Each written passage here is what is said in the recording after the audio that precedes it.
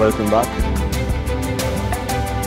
You're watching People and Politics, and we're just taking a moment here with the People and Politics family to observe a moment of silence for the late retired President Daniel Arap Moi.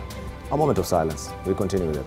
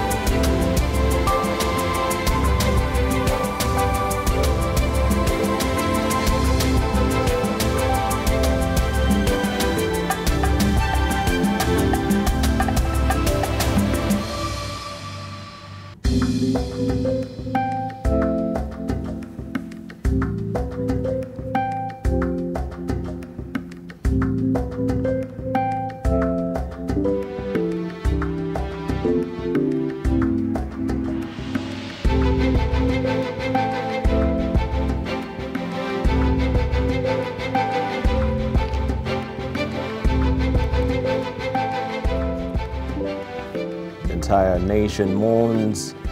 What a morning it is today, waking to this very breaking news that is monumental for a very iconic person in this country. Many loved him, many missed him, many missed his politics. He had his quintessential mantra, Nyayo philosophy, peace, love and unity, and we all remember the late Daniel Arap Moi. He had also very iconic style. Many things stood out about this particular president. Two things stood out for President Moi: his signature at Rungu and his smart attire. He was particular about his look, and the look was sharp. Let's just examine this, letting Mel Muliando taking a look at the style and substance of former President Daniel Arap Moi.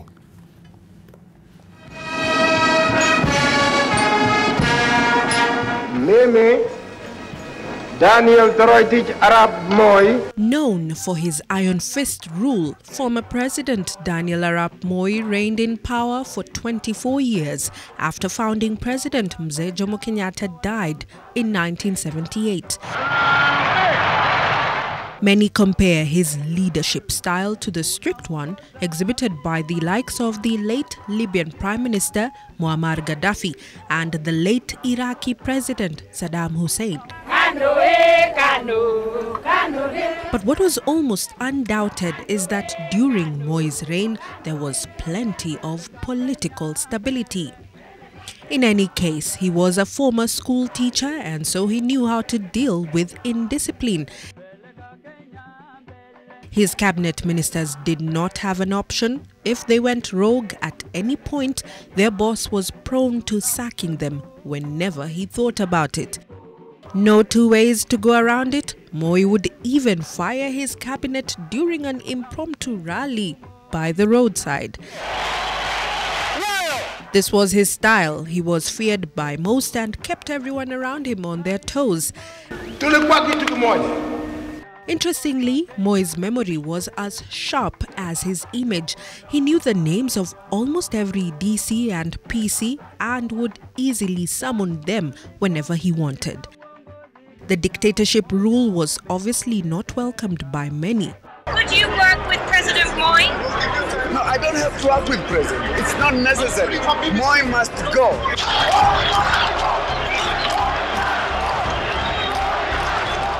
We felt that president was holding on this one-party system too long. Nimewasaidia kwa kila kitu hapa mwishowe wanaondoka.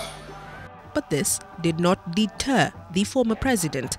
He remained consistent, and this flowing even to his style of dressing. Image is everything, so they say, and former President Daniel Moi was well aware of this. He awed Kenyans with his well-matched sharp suits, ties and shoes during his tenure and even into his retirement.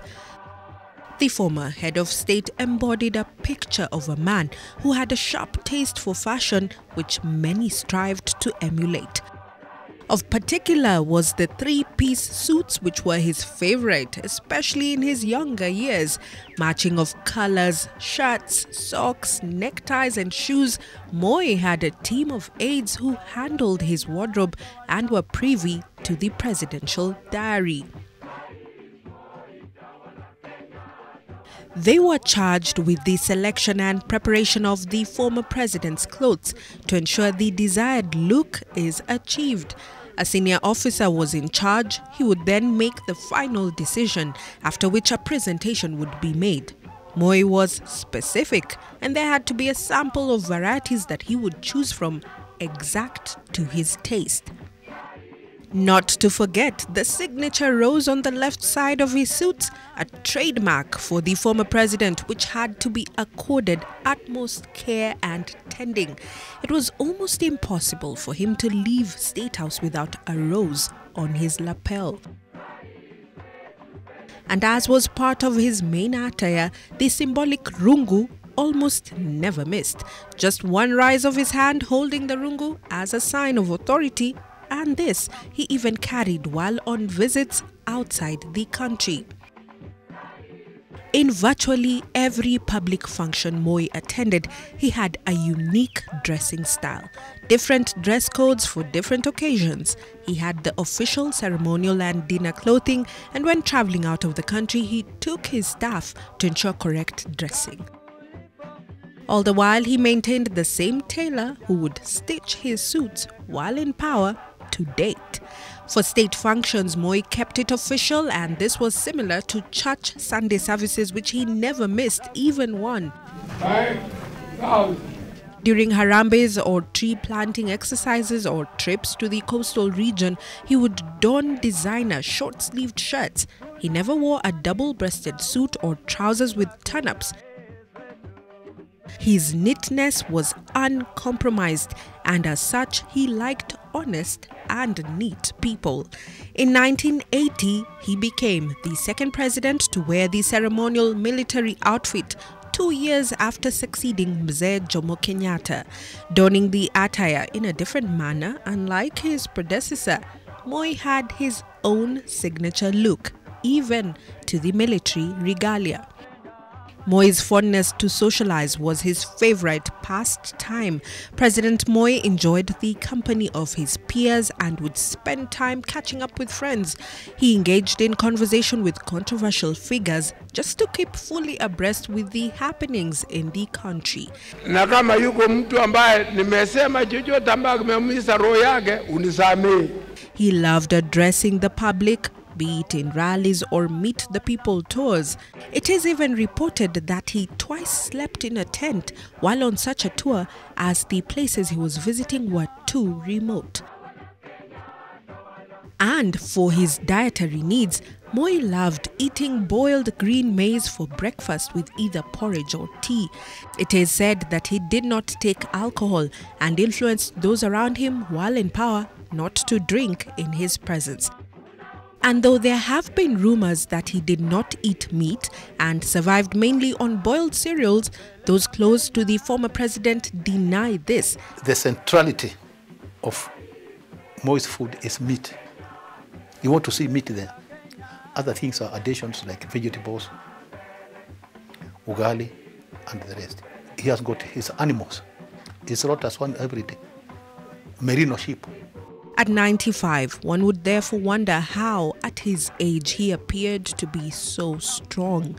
Many, however, attributed his longevity to genetics and not necessarily food. But laughter too served as his medicine. He laughed very often, even in public. Mel Miendo, NTV.